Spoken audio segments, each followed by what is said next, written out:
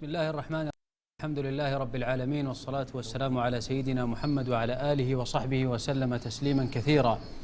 أيها المشاهدون الكرام، أيها الأحبة في كل مكان، السلام عليكم ورحمة الله وبركاته، وحياكم الله إلى هذا اللقاء الجديد مع سماحة مفتي عام المملكة العربية السعودية، رئيس هيئة كبار العلماء، رئيس اللجنة الدائمة للبحوث العلمية والإفتاء، سماحة الشيخ عبد العزيز بن عبد الله آل الشيخ. نسعد وإياكم في هذه الساعة المخصصة لنا في هذا البرنامج بطرح الأسئلة على سماحته كي يجيب عنها ويجلي بإذن الله تعالى ما غم علينا. وأرحب باسمكم جميعا في بداية هذا اللقاء بسماحة الشيخ، فحياكم الله يا شيخ وأهلا بكم. حياكم الله. أيها الأحبة، نستقبل اتصالاتكم عبر الهواتف المعلنة أمامكم، وكذلك عبر موقعنا على شبكة المعلومات www.islamacademy.net. أيضا يسعدنا أن يكون معنا في الترجمة للغة الإشارة الزميل عبد الرحمن الفهيد، وأسعد باستقبال الاتصال الأول في هذه الحلقة من الأخت أم فواز. تفضلي أم فواز. أم فواز. أيوة. تفضلي. بغيت أكلم الشيخ لو بغيت أسأل عن حكم الإسقاط عمدا.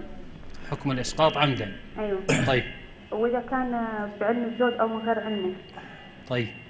وبرضه إذا كان الزوج ما يدري ولو علمته هو طبعا بيزعل، فما أدري أعلمه ولا لا. طيب، واضح لكم إن شاء الله. طيب، بسم الله الرحمن الرحيم. الحمد لله، وصلى الله وسلم على رسول الله وعلى آله وأصحابه أجمعين. في كتاب الله آيات.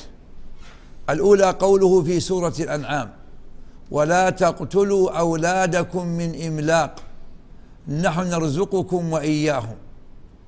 وفي سورة سبحان بني إسرائيل: ولا تقتلوا أولادكم خشية إملاق نحن نرزقهم وإياكم إن قتلهم كان خطأ كبيرا. وفي سورة الفرقان: والذين لا يدعون مع الله إلها آخر ولا يقتلون النفس التي حرم الله إلا بالحق.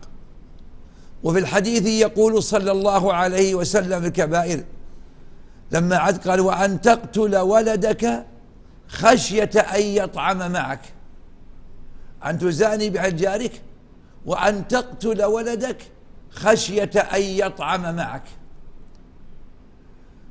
المرأة إذا حملت بالمولود وجاوز الحمل 40 يوما حرم عليها إسقاطه إلا لأمر ضروري، كأن يكون وجوده مهددا لحياة الأم وسببا لزهوق روحها، فهذه الضرورات لها أحكامها. أما إسقاط الحمل ولو قبل 40 لأجل التمتع بعدم الحمل أو خوفا من فقر أو خوفا من عجز عن التربية أو نحو ذلك، فكلها أمور لا تبرر الإسقاط. فالإسقاط في حد ذاته إذا لم يكن له سبب فالأصل منعه. والإسقاط بعد 40 أو بعد نفخ الروح والعياذ بالله يكون هذا الإسقاط جريمة، ويكون قتل نفس عمدا عدوان. عندما تسقط المرأة جنينها بعد الشهر الرابع يكون إسقاطها قتلا عمدا لهذا الجنين، فتكون الأم آثمة ويكون الأب آثما. وإذا انفردت المرأة بالإسقاط دون رضا الزوج كانت أيضا آثمة، فلا يحل لها الإسقاط بدون إذن الزوج ولا الإسقاط مع رضا الزوج إذا لم يكن لهذا الإسقاط مبررا. والمبرر خوف هلاك الأم وخشية هلاكها. وأما المبررات الأخرى كدعوى أنه يريد تربية الأولاد وأنه يشق عليهم كثرتهم أو يخشوا نفاقة أو يخشوا عجزا أو توقعات من هناك، فهذه أمور لا تبرر. ليتعلم الأم والأب أن رزق الجنين مقدر، وأن الله لم يكل الجنين إلى أهله، فإن الملك يأتيه بعد الشهر الرابع فيكتب رزقه وأجله وعمله وشقيا أم سعيد. والله يقول وكأي من دابة لا تحمل رزقها الله يرزقها وإياكم وهو السميع العليم. وقال وما من دابة إلا على الله رزقها ويعلم مستقرها ومستودعها كل في كتاب مبين. وإنفاق الأب على أولاده صدقة من نفسه، ولهذا النبي صلى الله عليه وسلم يقول لسعد بن أبي وقاص إنك لن تنفق نفقة تبتغي بها وجه الله إلا أجرت عليها حتى ما تضع في امرأتك. نعم. جزاكم الله خير يا شيخ. مع اتصال آخر من الأخت أم ماجد من طبرجل السعودية، تفضلي. السلام عليكم. عليكم السلام ورحمة الله. سماحة الشيخ. نعم. الوالد رحمه الله توفي. نعم. كان عليه صيام رمضان.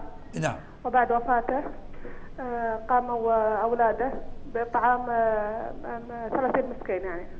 طيب صيام رمضان تركه للمرض؟ لمرض، نعم. مرضه ايش نوع المرض؟ مرض خطير أو خفيف؟ مرضه لا يستطيع الصيام، مرض السكر ولا يستطيع الصيام إلى أن توفي رحمه الله. إذن أطعموا أخرجوا عنه 45 كيلو من أرز. نعم، أخرجنا عنها صدقة. 45 كيلو. الصدقة كانت على عمال نظافة. جمعوا عمال نظافة. أخرجتموها نقودا أم طعاما؟ لا، اشتروا طعام جاهز مع دجاج. كم أطعموا من نفر؟ والله ما أدري. ولا بد أن يكون المطعمين على قدر أيام الشهر 30 يوما. نعم، لكن هذول العمال نظافة بنغاليين ما يخالف. مسلمين. أنس بن مالك نعم. لما كبر سنه قبل موته بسنتين في عام 91 أو 93 من الهجرة أفطر رمضان لعجزه عن الصيام لأنه إذ ذاك قد بلغ 100. فكان في آخر يوم يضع خبزا ولحما ويدعو على هذه الوليمة فيطعم الناس، وهذا مجزئ لو عشاهم أو غداهم مجزئ إن شاء الله. يعني مجزئا على أن أساسهم عمال إذا نظافة. كان المطعمين 30 مسكين أجزأ. نعم. نعم. شكرا. نعم. شكرا لك. شكرا يا أم ماجد. انتقل إلى طلال من السعودية، تفضل. تفضل يا طلال. الو، السلام عليكم. وعليكم السلام. الله. كيفك يا شيخ؟ طيب. حياك الله. يا شيخ انا بسألك الله يعافيك. اي. انا قدمت على تمويل من كراج يا شيخ. نعم. وكنت باخذ شركات نقية يعني في التمويل ذا. لما وصلت للموظف نعم. وجدت ان عندهم الشركات جميعها مختلطة يا شيخ. نعم. اشترى لي في شركة سابق. المهم يا شيخ ان الشيء ذا يعني كنت يعني قلقان منه، ممكن في ربا في شيء. المهم يا أخي الأسهم الذي اشتريتها ما نوعها؟ هل هي نقية؟ ليست نقية، مختلطة يا شيخ. حسب يعني التقسيم. تعلم أنها ربا؟ والله هي فيها جزء من الربا لكن ليست محرمة. ما دمت يا شيخ، ما دمت لست على يقين بأن هذه الأسهم ربوية فالأصل الجواز. نعم. واضح لك يا طلال؟ سمع. واضح؟ اي نعم يا شيخ. نعم. بارك الله. طيب شكرا لك. شكرا لطلال. فاطمة من الإمارات تقول سماحة الشيخ ما حكم صلاة النافلة المطلقة في المسجد الحرام والمسجد النبوي؟ يقول في أوقات النهي. أما المسجد المكي الحرم المكي فالسنة دلت على أنه لا وقت نهي فيه، لأنه شرفه الله، يعني مشروع عمارته بالطواف والصلاة دائما. يقول صلى الله عليه وسلم يا بني عبد مناف لا تمنعوا أحدا طاف وصلى في هذا البيت أي ساعة شاء من ليل أو نهار. أما المسجد النبوي فتطبق عليه أحاديث النهي، فلا يتطوع بالنوافل المطلقة في أوقات النهي. أما النوافل ذوات الأسباب كتحية المسجد أو سنة الوضوء أو صلاة على جنازة أو كسوف فهذا لا مانع منه في المسجد النبوي. وأما تنفل بلا سبب فالأصل المنع كما دلت عليه السنة. نعم، جزاكم الله خير. لها سؤال آخر أرجئه لاحقا بإذن الله تعالى. أما الآن فاستقبل اتصال الأخ فهد من الرياض. تفضل يا فهد. السلام عليكم ورحمة الله وبركاته. وعليكم السلام ورحمة الله وبركاته. جزاك الله بالخير يا شيخ. حيا الله فهد. شلونك؟ الله يحفظك. بخير ونعمة وعافية من الله. عندي سؤال الله يحفظك يا شيخ. ما هو سؤالك حفظك الله؟ يا شيخ شريت أسهم قبل يمكن حوالي سنة. طيب. وهي عندي الآن ما أدري يا شيخ شو اسمه أبيعها أو فيها ربا أو. والله هذه أسهم اللي شريتها هي رأس مال تقومه بعد مضي الحول لكي تؤدي زكاته على قدر قيمته الحاضرة. نعم، واضح فهد؟ سامي يا شيخ؟ واضح السؤال؟ اي نعم واضح. طيب سؤال ثاني الله يحفظك. تفضل. عندي أنا أعمل في إحدى المجالات الأمنية. أي. وش اسمها أذهب قبل صلاة الفجر، لا يعني أذهب بعد الأذان. طيب. أصلي في البيت وأذهب بعد الأذان يعني، وإذا تأخرت إلى بعد الأذان يفيض المسجد وأمشي يعني يا شيخ. هل وإذا تأخرت يعني يعاتبوننا؟ ما فهمت. أنت تقول تصلي صلاة الفجر في البيت بعد الأذان؟ اي نعم بعد الأذان يعني بعد الأذان بحوالي 10 دقائق. طيب بعدين تروح للعمل؟ اي نعم. والمسجد والمسجد إذا تأخرت يعني هم التوقيع 6 إلا ربع. يعني الوقت اللي فهمت منها أن الوقت بين ذا والإقامة طويل ويتأخر العمل كذا فهد؟ اي نعم. والله يا أخ فهد مو مبرر هذا لك، ليس هذا مبرر ترك الجماعة. ابحث ولو عن مسجد الطريق. أما أن تقول إن المسجد تأخر وسأترك الجماعة، ابحث عن مسجد مكة ثاني، ولو تصلي في مسجد قريب العمل. من يقول النبي صلى الله عليه وسلم أثقل الصلاة على المنافقين صلاة العشاء وصلاة الفجر، ولو يعلمون ما فيهما لأتوهما ولو حبوا. ويقول صلى الله عليه وسلم من صلى الفجر في جماعة فهو في ذمة الله، فلا يطلبنكم الله من ذمته بشيء، فإنه من يطلب يدركه ثم يكبه على وجهه في النار. الله المستعان. شكرا لك يا فهد. انتقل إلى أم إبراهيم، تفضلي أم إبراهيم. السلام عليكم. عليكم السلام. وعليكم السلام يا إبراهيم. لو سمحت يا شيخ أبغى أسأل عن سبق جاء فتوى وأفتى الشيخ البنطال. نعم. لبس البنطلون للمرأة. أي نعم. ولا وضح الله يجزاه الجنة ويطول في عمره. يا أختي. أيوة. المنطلون ليس من اللباس المعتاد للنساء عندنا، والمنطلون لبسه أمام الأجانب بلا شك أنه ممنوع، لأن هذا يشخص تقاسيم جسد المرأة. حتى لبسه أمام النساء دائما أنا ما أنصح به، ولا أريد من الأخوات هذا التساهل والتهاون. نعم. طيب إذن شكرا لأم إبراهيم. وتفضل يا بدر الدوسري. السلام عليكم. وعليكم السلام يا بدر. كيف حالكم يا شيخ عبد العزيز؟ حالنا بخير ونعمة وعافية من الله. أقول يا شيخ أحد الشباب يريد الزواج. نعم. ولكن والدة هذا الشاب تصر عليه إلا أنه لا يتزوج ويبني لهم منزل، فهل في عصيان هذه الوالدة إثم على هذا الشاب؟ والله يا أخي إذا كان توقانه للزواج قويا ويخشى على نفسه لو أخر الزواج لربما اقترف شيئا، فالزواج مهم، لا شك أن البيت مهم، لكن هذا أهم وأهم. فإذا كانت النفس تغري الزواج وتأخيره قد يضر به أو قد يقلق قلبه أو قد يفتح عليه أبوابا، نسأل الله لنا وله السلامة، فإن المبادرة بالزواج من أهم الأمور. شكرا يا بدر. ويحاول إقناع الأم، ولعل أن تسمعنا إن شاء الله وتيسر لولدها الزواج، والأمور البقية تأتي تبعا إن شاء الله. شكرا لبدر. وتفضل يا نواف. السلام عليكم. وعليكم السلام يا نواف. مساك الله بالخير يا شيخ. حياك الله. يطول عمرك. وإياك. سؤالك. الشيخ طال عمرك، أنا اشتريت أسهم قبل سنة بمبلغ تقريبا 118,000. نعم. والآن اللي موجود عندي كمل تقريبا الآن سنة، والآن اللي موجود عندي خسران تقريبا حوالي 55,000. هل عليها زكاة يا شيخ؟ نعم، زكي الموجود. زك الموجود بقيمته الحاضرة. شكرا يا نواف. معنا الأخ حامد من السعودية، تفضل. السلام عليكم. عليكم السلام ورحمة الله. وعليكم السلام يا أخ حامد. يا شيخ عندي سؤال. ما هو السؤال؟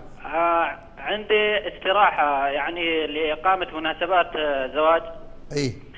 فمن ضمن الشروط أن عندي شرط ممنوع الموسيقى والغناء، ولكن بعض المستأجرين يحتجون يعني بكلمة أنا لحرية التصرف وأنا دافع فلوس، فهل علي شيء يا شيخ؟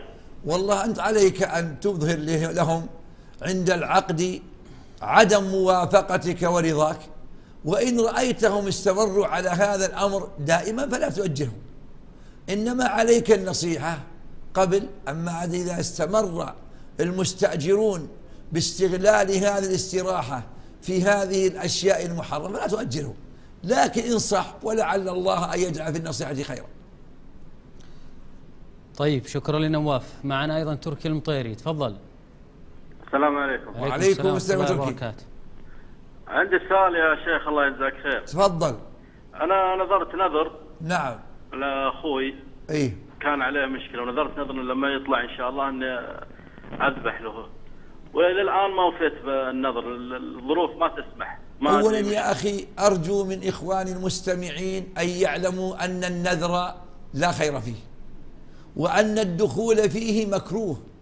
النبي صلى الله عليه وسلم يقول إياكم والنذر، فإن النذر لا يأتي بخير، وإنما يستخرج به من البخيل. والنبي صلى الله عليه وسلم يقول من نذر أن يطيع الله فليطعه، ومن نذر أن يعصي الله فلا يعصه. وحيث نذرت ذبحا لأخيك إذا زال الأمر الذي به فأوف بنذرك، ولعل الله أن يعينك ولو في المستقبل على ذلك إن شاء الله. شكرا يا تركي. تفضل أبو سعود. السلام عليكم. عليكم السلام. وعليكم السلام أبو سعود. مساك الله بالخير يا شيخ. حياك الله. عندي سؤال يا طويل العمر. ما هو سؤالك؟ بالنسبة لتسديد المخالفات عند المرور وعند الجوازات، نحصل ناس يسدد الفلوس، فهو يسدد عنك في القسيمة هذه وياخذ عليك زيادة إذا ما كان لك رصيد في البنك. نعم صحيح. وليس معك بطاقة يأخذ منك. لا أنا معي بطاقة البنك آخر. ولكن البنك لا يقبلها البنك. نعم ما يقبلها البنك، يقبلها بنك آخر. يعني هم مخصصون للقسيمة عندهم بنك معين؟ لا جميع البنوك، ولكن إن البنك هذا بالذات تنزل القسيمة بسرعة. يعني شوف يا أخي، أن تقول الآن أن المرور خصص بنكا فقط واحدا. لا جميعهم، ولكن هذول أشخاص، ما هو المرور، أشخاص عند المرور. طيب ما يمكن سد بطاقة اللي معك ما تسدد بها بأي بنك؟ إلا لكن تنزل بعد تقريبا 48 ساعة. لا مانع، هذا من باب الأجرة، لا مانع. من باب الأجرة يعني؟ لا نسمي هذا ربا، لأنك ما أقرضك، هو دفعت له مبلغا ودفع عنك مبلغا، وهذا الزائد مقابل عمليته. طيب يا أبو سعود شكرا. تفضل يا حميد. نعم. السلام عليكم. عليكم السلام ورحمة الله. أخوي لو سمحت أبغى أكلم الشيخ ممكن؟ تفضل يسمعك الشيخ. تفضل يا شيخ وجزاك خير. أنا في يوم الجمعة في واحد من العيال نعم ذبح كلب حيوان. توطأ بالسيارة وقت الصلاة ولا صلى يوم الجمعة، ما أدري وش كفارته، واخذ ولد مع أن الكلب عنده ولد، فيوم أحد العيال توطأ بالسيارة الكلب وذبحه واخذ ولدها. طيب أنت تقول يا حميد أنه صدم لها عزك الله كلب، ها؟ نعم. طيب وراح يصلي الجمعة تقول؟ ما صلى الجمعة، لا بلبر طبعا، ولا في حول المسجد ما صلى الجمعة. لماذا؟ كيف؟ أنت تسأل عن حكم صدمه للحيوان؟ اي نعم، وش حكم صدم الحيوان واثناء يوم الجمعة ما صلى؟ يعني صدمه الحيوان الكلب عن عمد ولا خطأ؟ لا عن عمد. والله يا أخي النبي صلى الله عليه وسلم نهى عن قتل الكلاب، وقال ما بالهم وبال الكلاب، فتعمد قتل الحيوان بلا سبب ما يجوز. النبي صلى الله عليه وسلم سوغ قتل الكلب العقور في الحل والحرم. وأما غير العقور من الذي لا يؤذي فتقصد قتله أمر غير مشروع، فعليه التوبة إلى الله.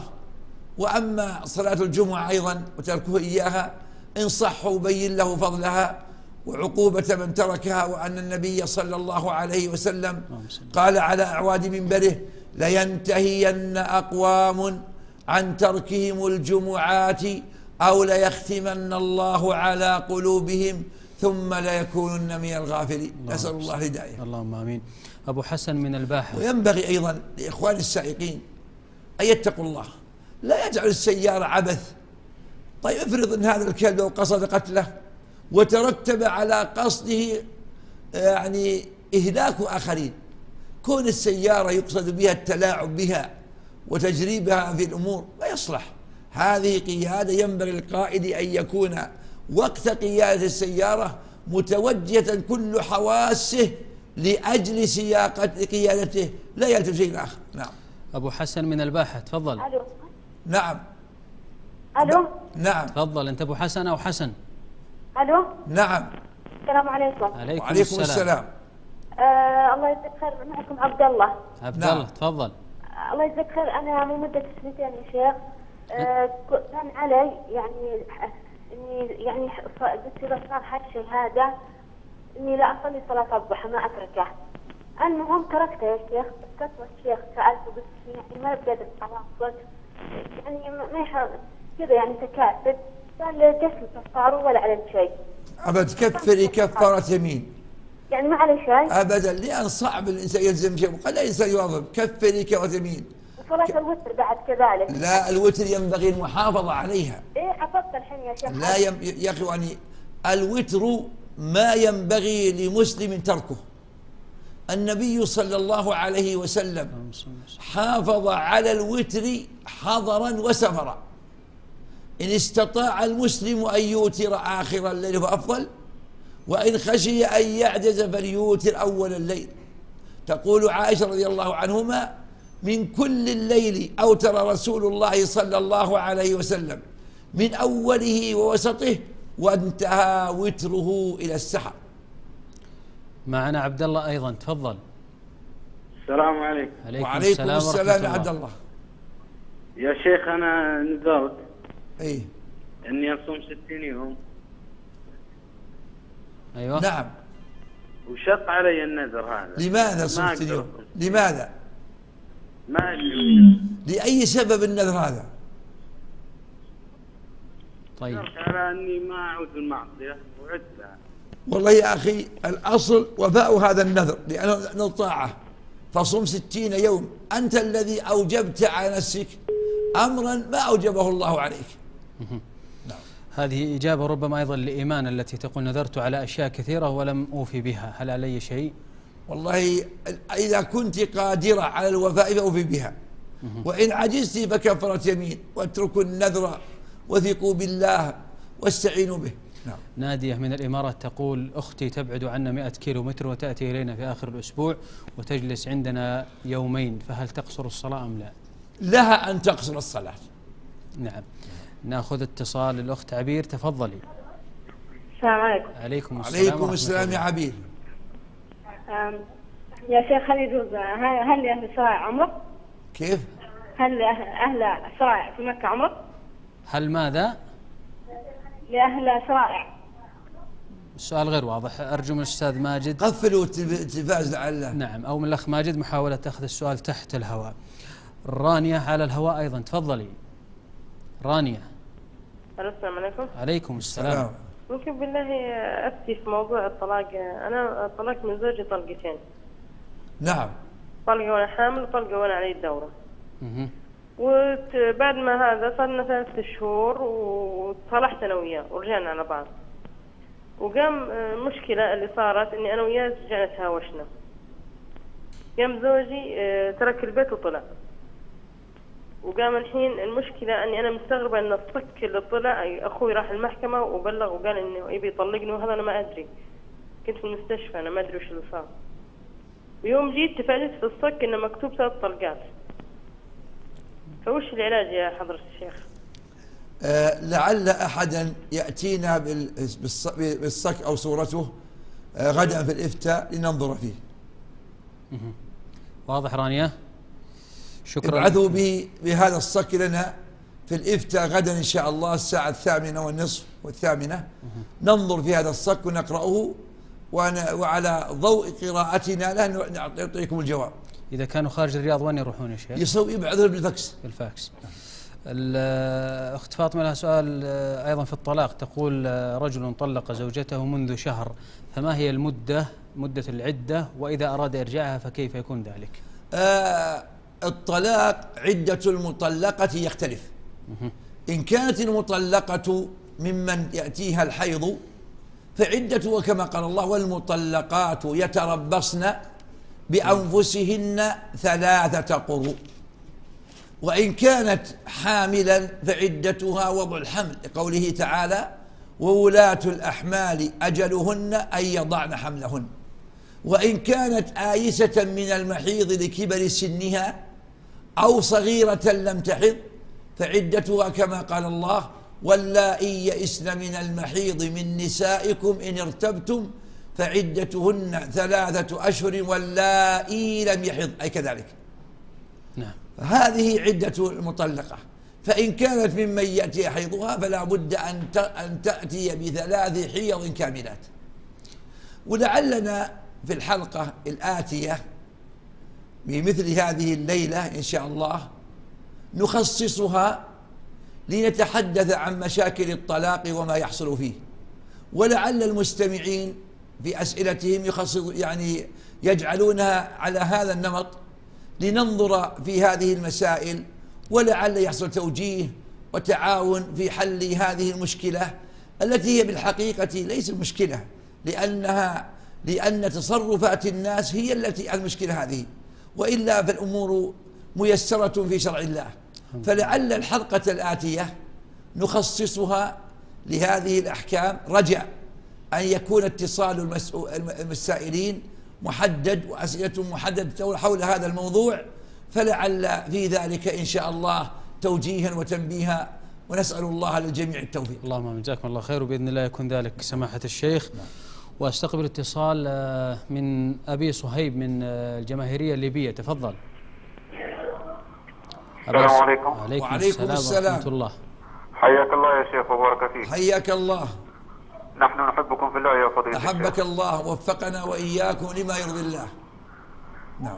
سؤالي هو فضيلة الشيخ: ما حكم من يوالي ويعادي لآراء واجتهادات شيخا بعينه بحجة أن ذلك الشيخ متخصص في الجرح والتعديل؟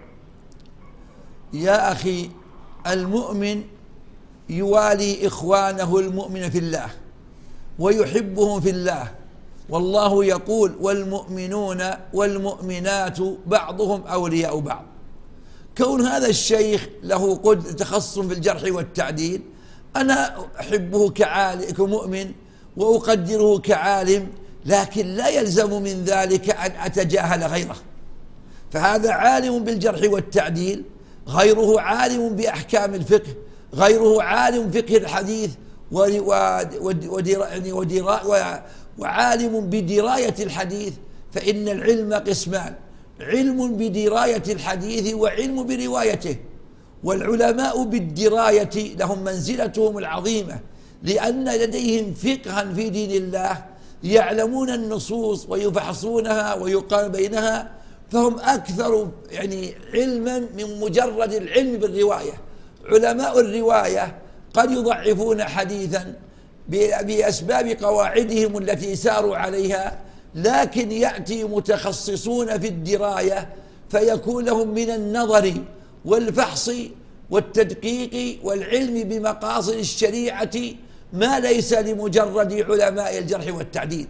وإن كان الجرح والتعديل علم لا يستهان به، لكن لا ينبغي لنا أن نجعل عالما بشيء نغلو فيه ونتجاهل غيره، بل ينبغي أن يكون عندنا توازن ومحبة للعلماء وتقديرا لفضائلهم وعدم تجاهل معلوماتهم. نعم. شكرا لأبي صهيب. ومعي صالح من عرعر السعودية. تفضل. السلام عليكم. عليكم وعليكم السلام يا أخي صالح. أحبك بالله يا شيخ. أحبك الله الذي لأجعبتني ووفقك لما يحبه ويرضاه. يا شيخ أنا سمعت في شريط لأحد الشيوخ أن في علماء روس يبحثون في أحد المحيطات وهم في قاعة المحيط سمعوا أصوات غريبة يعني وطلعوا يعني ما هم واعين. طيب. وبعدين رجعوا سجلوا الأصوات هذه موجودة في الشريط. أي نعم. والشيخ هذا يقول أنها أصوات الكفار يعذبون في الأرض في باطن الأرض. نعم. ما رأيكم في هذا يا شيخ؟ يا أخي سمعنا هذا الشريط منذ سنة أو سنتين وبحثناه في اللجنة الدائمة، ورأى الإخوة أن هذا أمر لا يقام له وزن. لماذا؟ لأن عذاب القبر ونعيمه أمر مخفي عنا. في الحديث عنه صلى الله عليه وسلم: لولا أن لا تدافنوا لسألت الله أن يقطعكم على عذاب القبر. فعذاب القبر ونعيمه حق نؤمن به، لكننا لا نستطيع أن نكتشفه. ولهذا يقول في الحديث في الكافر إذا سأله الملك: من ربك وما دينك ونبيك؟ قال: ها لا أدري. قال: فيضرب بمرزبة من حديد يسمعها كل شيء إلا الثقلين، ولو سمعها الثقلان لصعقوا. فعذاب القبر الاطلاع عليه صعب، لو سمعت لا أوشك أن تهلك، ومن رحمة الله إخفاء ذلك عنا. لكننا مؤمنون بنعيم القبر، وأن المؤمن يفسح له في قبره مد بصره، ويفتح له باب من الجنة، ويفرش من الجنة إلى آخره. وأن الكافر يضيق عليه قبره حتى تختلف فيه أضلاعه، ويفتح له باب من النار فيأتيه من حدها وسمومها. فنحن نؤمن بعذاب القبر ونعيمه. النار يعرضون عليها غدوا وعشيا في آل فرعون، ويوم تقوم الساعة أدخلوا آل فرعون أشد العذاب. والله يقول: يثبت الله الذين آمنوا بالقول الثابت في الحياة الدنيا وفي الآخرة. قالوا نزلت في عذاب القبر ونعيمه. أما يا إخواني ما ينسب من سماع بعض كذا ورؤيتي كلها منامات وأحلام. ما الشيء الذي لم يأتي عن المصطفى صلى الله عليه وسلم نص صحيح في هذا الموضوع لا يعول عليه. جزاكم الله خير. رامي القحطاني تفضل. يا شيخ أكلمك من الشرقية. السلام عليكم. عليكم السلام. نبغى نشوفك يا شيخ في الشرقية، هذا أول شيء. نعم. طيب. الله يجزاك خير. الأمر الآخر سؤالي عندي أحد الأخوان أمه توفت الله يرحمها، وربته جدته، وجدته في الفترة هذه تعبانة، وهو يبغى يعرس، يبغى يتزوج يعني من واحدة ما هي من بنات عمه، وعجوزة إلا تقول إلا تتزوج تأخذ من بنات عمك، تلزمه يعني. من يلزمه؟ أنت عجوزة وهو رغبته في غير بنت عمه. فما أدري يعني إيش التوجيه في هذه، وكلمة توجيهية لإخوانك في قافلة الخير في المنطقة الشرقية. الله يجزاك خير. أولا إن شاء الله زيارة الشرقية أمر محبب لنا، وقد زرناها منذ سنوات، ولعلها أن تتاح فرصة إن شاء الله للالتقاء بالإخوان هناك والتحدث معهم، وهذا أمر محبوب للنفس. وأما سؤالك فنقول يا أخي لا ينبغي للأم أن تفرض على ابنها زواجا بامرأة لا يريدها، ينبغي لها أن تتقي الله ولا تلزمه بما لم يلزم الله به. لكن الابن إن رأى أن المرأة شارت بها أمه لا عيب فيها ولا نقص فيها، وأراد أن يبر أمه بطاعته لها وتزوجه بها، فإن قصد هذه الأمور فلعل الله أن يفتح على قلبه وييسر أمره ويجعل عقله حميدا. جزاكم الله خير. وائل من القصيم تفضل. السلام عليكم. عليكم السلام ورحمة الله. مساء الخير يا شيخ. حياك الله. بالله يا شيخ أنا أبكي لأن عمري 16 وأبوي ما تمم لي. كيف؟ وأبوك إيش؟ ما تمم لي. ماني سامع. ما تممني أبوي، أنا عمري 16 وأبوي ما تمم لي. ما إيش؟ تمم لي. ما تمم لك. طيب. توفي أبوه؟ أبوك لا زال على قيد الحياة؟ إيه. طيب. الأولى لأبيك أن يتمم عنك، لأن التميمة من حقوق الابن على الأب. شكرا يا وائل، وأهلا بك يا عبد الله من مكة، تفضل. السلام عليكم. عليكم السلام ورحمة الله. مساك الله بالخير أخوي. حياك الله. لو سمحت يا شيخ الله يجزاك خير، الوالدة حجت قبل سنوات وفي رمي الجمار في رمي الجمار ماذا؟ في رمي الجمار شو اسمه رمى عنها واحد مو بحاج، محرم لها بس مو بحاج.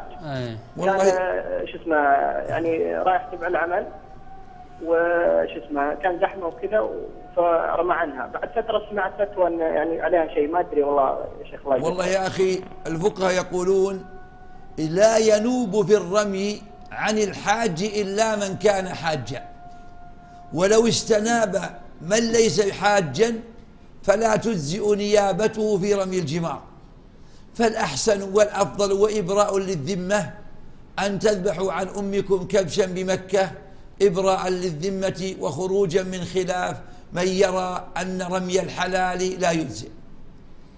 شكرا يا عبد الله. أحد الأخوة من إحدى الدول العربية يقول: أعمل مراجعا للحسابات في مجال الفنادق، وطبيعة عملنا هو مراجعة ما يقوم به المحاسبين في الفندق وليس تقديم الخمور وما إلى ذلك. يقول في بعض الأوقات نضطر بحضور بعض من أعمال الجرد على الخمور ونعلم حرمتها، ولكني مضطر لهذا العمل، فما توجيهكم؟ والله يا أخي الواجب عليك البعد عن هذا كله.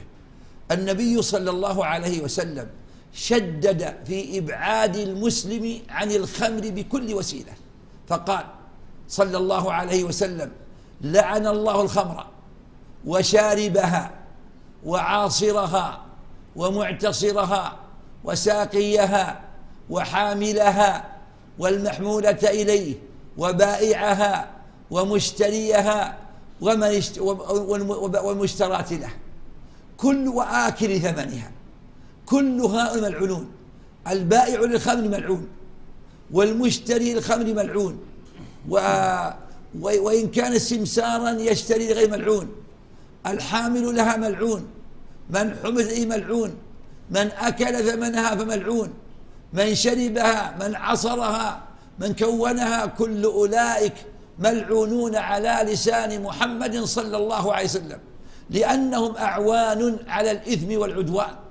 وهكذا المخدرات وسائر الحبوب المخدرة الذين يوردونها ويروجونها ويسوقونها ويحملونها ويتوسطون وسماسر بين المتعاطي والبائع، كل أولئك عليهم لعنة الله، كل أولئك قد لعنهم الله على لسان محمد صلى الله عليه وسلم.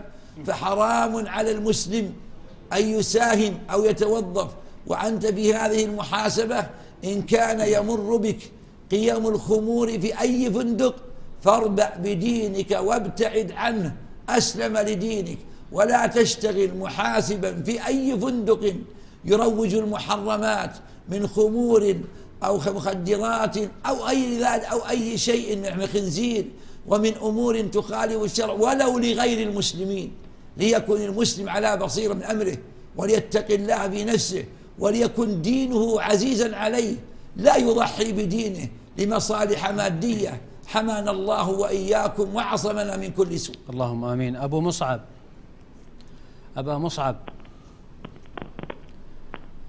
أبا مصعب تفضل. انتقل إلى بندر. تفضل يا بندر.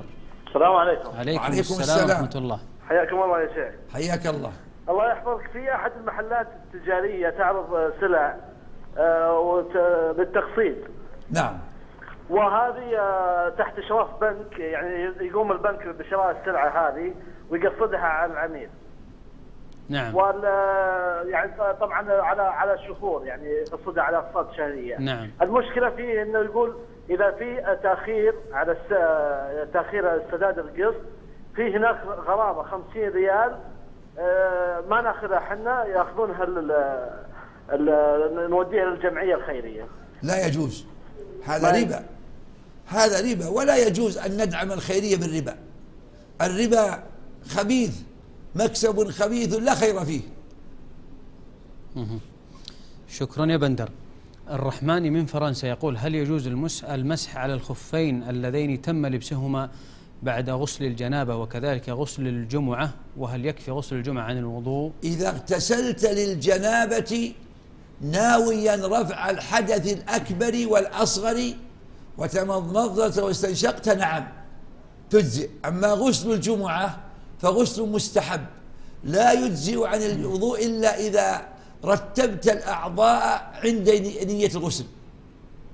أبو إسحاق من فرنسا أيضا يقول: ما هي الحالات التي يجوز فيها الإسقاط قبل 40 وبعدها؟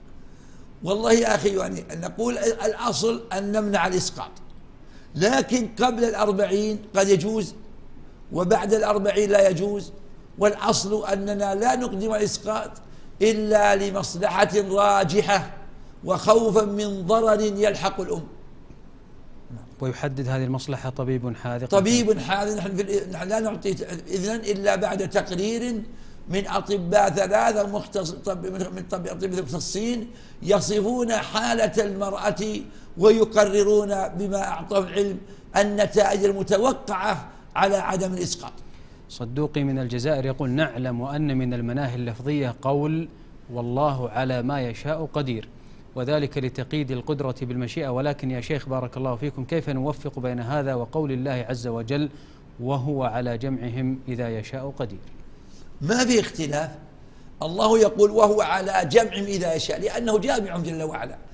ربنا إنك جامع الناس ليوم لا ريب فيه، فقول وهو على جمعهم إذا يشاء يعني أنه متى شاء جمعهم فليس في تعليق.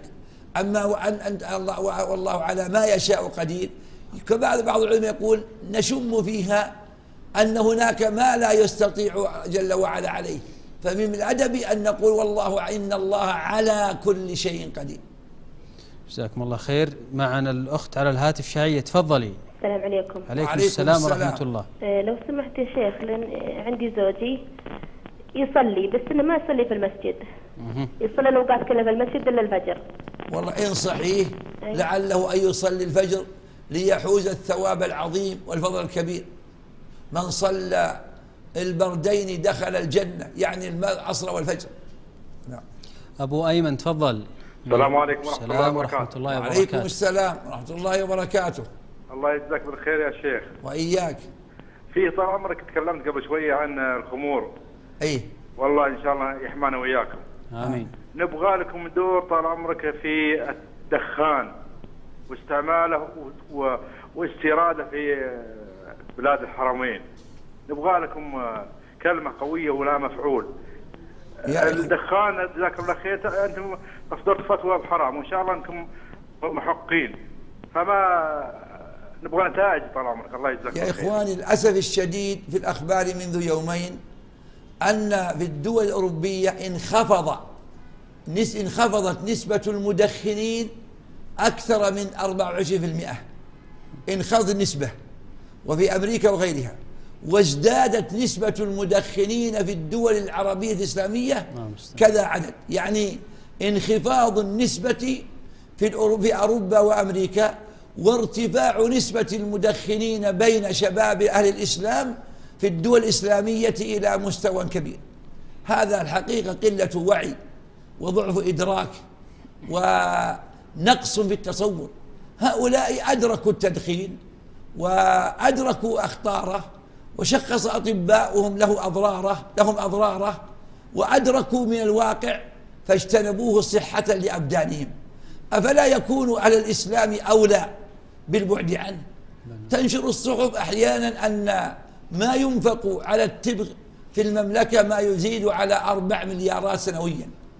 هذا خطير يا إخواني، قضية خطيرة، يعني ثروة تهدر ومرض ينزل بالأمة، فلا بد من علاجه. ولعل وزارة الصحة تتكرم فتنشر يعني حقائق وتكشف عن هذا البلاء وتصور للناس والتدخين وأضراره بصورة جيدة. ولعل وسائل الإعلام يتحدثون عن هذا الظاهرة الخطيرة، لأن الحقيقة ظاهرة سيئة ومرض فتاك، نسأل الله السلامة والعافية. اللهم آمين. أم الوليد تفضلي. السلام عليكم. الله وبركاته. عليكم السلام ورحمة الله وبركاته. تفضلي. السلام عليكم يا شيخ. وعليكم السلام. يا شيخ الله يرضى عليك، أبي أقول لك كلكم راع وكل راع مسؤول عن رعيته. نعم. وحنا عندنا بجدة يا أخوي الهيئة توقفت، ليه ما أدري من اللي حجم الهيئة عن الأسواق والمحلات. يا أخوي فساد في القهاوي، في المحلات، في كل مكان فساد. البنات الصغار الكبار في سفور، ما أدري الهيئة كانت من قبل جاية وحاطة كل واحد عند حده، الآن ما في. والله يا شيخ لو اللي عندك يروحوا يشوفون إنه تبكي تغيره على الإسلام، على الإسلام كيف صاروا بناتنا. أمنوا خير إن شاء الله. الهيئة إن شاء الله يتصل بهم إن شاء الله ويعود إن شاء الله بقوة إن شاء الله، وأملوا خير، وإن شاء الله الأمور في طريقها الحل إن شاء الله بإذن الله تعالى. جزاكم الله خير. شكرا لك يا أم الوليد على غيرتك. وأنتقل إلى أبي فيصل. تفضل. السلام عليكم ورحمة الله وبركاته. السلام ورحمة الله. تفضل أبو فيصل. نعم. السلام ورحمة الله وبركاته. مساكم الله خير يا شيخ. حياكم الله. كيف حالكم يا شيخ؟ الله يبارك فيكم. في أحد المجلات يا شيخ عندنا هنا في السعودية يوجد فيها باب من الأبواب أنه تحلل توقيع الشخص. هل هذا من قراءة الكف أو من الشعوذة أو من هذا من الكذب والافتراء. هذا موجود يا شيخ عندنا. وين شئت تسمي المجلة سميتها اللي لا لنترك الاسم. جزاك الله خير. هذا كذب وافتراء ودجل، ولا يجوز أن نثق بهم ولا أن نرتاح لتحليلاتهم. هذه كلها كذب وافتراء وابتزازا لأموال الناس وترويجا لهذه المجلة المجرمة بهذه الطريقة. جزاكم الله خير يا شيخ، وشكرا لك أبا فيصل. وفي التسميات أحيانا يفترض ألا تكون يعني على العموم، لأن ذلك لا يتوافق مع النصيحة المخلصة. شكرا لك. وأنتقل إلى أبي سليمان القصيم أيضا. تفضل. السلام عليكم. وعليكم السلام ورحمة الله. مساك الله بالخير يا شيخ عبد العزيز. حياك الله.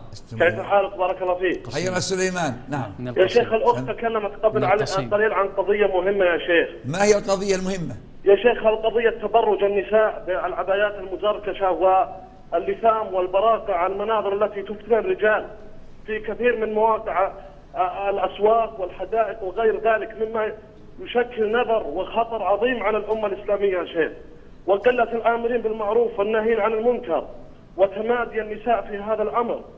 فنرجو منكم يا شيخ جزاكم الله خير توجهون نصيحة إلى نساء المسلمين أن يتقين الله جل وعلا في هذا الأمر يا شيخ بارك الله فيكم. لا شك أن التبرج والتساهل الأخوات باللباس، خروجهن الأسواق بمظهر غير لائق، أمر لا يجوز. الله يقول ولا تبرجن تبرج الجاهلية الأولى، وقرن في بيوتكن ولا تبرجن تبرج الجاهلية الأولى. فيا أخواتي المسلمات اتقين الله في أنفسكن واحرصن على الستر والعفاف، وصن أنفسكن من هذه الترهات، واحفظن دينكن. أرجو الله لكن التوفيق والسلام. اللهم آمين. معنا اتصال من قطر من الأخ عبد الله. السلام عليكم. بل من أم عبد الله. تفضلي. السلام عليكم. عليكم السلام ورحمة الله. بقيت أسأل الشيخ عن 3 أسئلة جزاه الله عني خير. الأول أن بنتي حجت وعند الوداع ودعوا اليوم الظهر ونهار ثاني مشوا، فهل هذا يعني عليها شيء؟ يعني مكثوا يوم وليلة؟ أيوة ليلة تقريبا. لماذا مكثوا الليلة؟ الحملة، بالنسبة للحملة هي اللي يعني انتظار الآخرين ولا؟ اي نعم انتظار الحملة ككل. لعل يعفى إن شاء الله. اللهم آمين. السؤال الثاني، واحدة تبي تروح العمرة بل يعني تقريبا يعني وصلت العمرة وهي حائض، فهل يجوز لها أن تخرج من مكة إلى مسجد عائشة يعني تنوي العمرة أو أنها؟ لا، الأصل أن تحرم ولو عليها الحيض. تحرم من الطائرة. من الطائرة وتنتظر إذا طهرت تقضي العمرة. وهي في مكة. نعم. لا حرج عليه. نعم. الثالث الله يسلمك، عندي جدي من أمي قد أوصى بمبلغ وقدره، فالمبلغ ما كان يجيب العقار لأنه وصى على عقار، فحبيت إني أنميها فنميتها ودخلتها في الأسهم. الحمد لله يعني كانت الأسهم أسهم مشروعة، ولكن للأسف طبعا نزلت الأسهم وتقريبا المال الآن اللي موجود ما يجيب العقار بل أقل مما كان. فيعني ماذا ايش الحكم؟ والله يا أختي أنت مؤتمنة، فإن استطعت أن تغرمي ذلك فهو أحسن. يعني أن أقرأ.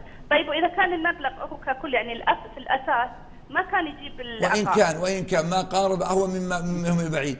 طيب هل يعني استطيع ان استبدله بغير العقار، مثلا احطه في مسجد او احطه في شيء في بلد؟ هل في وصيه معينه من الميت؟ نعم نعم، وصيه انه يوضع في عقار، ولكن في بلاد. لكن يوضع في عقار لماذا؟ عقار بحيث انه يعني يكون يستاجر ويؤخذ منه كل سنه اضحيه، اذا لا يجوز، والباقي للورثه. ما دام فيه اضحيه فلا يجوز وضعه في المسجد.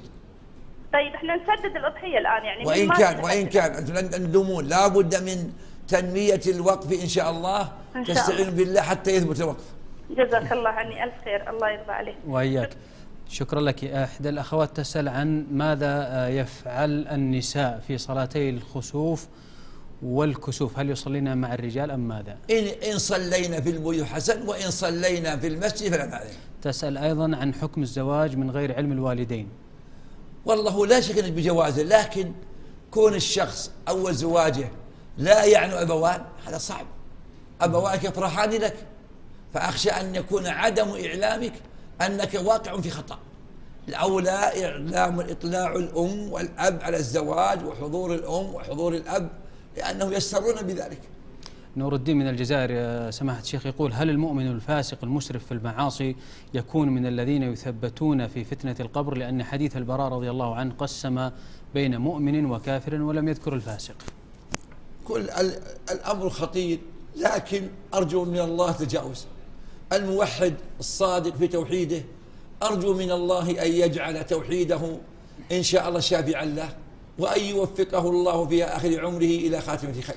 اتصالنا الأخير في هذه الحلقة من الأخ سالم علي، تفضل. السلام عليكم. عليكم السلام ورحمة الله. سمعت الشيخ لدي سؤالين. تفضل. خلها واحد يا سالم عشان الوقت بس. تفضل. ما حكم لبس المرأة ملابس على الكتف، لا تغطي اليدين لكن تغطي الكتف فقط؟ والله كونه العباء على الرأس أكمل سترا وأتمه. شكرا لك يا سالم، وشكرا لكل المتصلين. الشكر الأكبر هنا لسماحة الشيخ عبد العزيز بن عبد الله آل الشيخ مفتي عام المملكة العربية السعودية، رئيس هيئة كبار العلماء، رئيس اللجنة الدائمة للبحوث العلمية والإفتاء. نعود فنلتقيكم بإذن الله تعالى. وكما أشار سماحة المفتي في منتصف هذه الحلقة، سيكون لقاؤنا القادم مختصا بالحديث عن الطلاق وعن أحكامه، والأسئلة أيضا التي ستوجه منكم نرجو أن تكون في هذا الإطار. وسأجمع كل الأسئلة التي أتت إلي هنا عن الطلاق لأطرحها بإذن الله تعالى في الحلقة القادمة. إلى أن يحين اللقاء نستودعكم الله، ويستمر دعاؤنا لزميلنا ياسر شعبان بأن يشفيه الله تعالى وأن يعيده إلينا سالما غانما في أمان الله. السلام عليكم ورحمة الله وبركاته.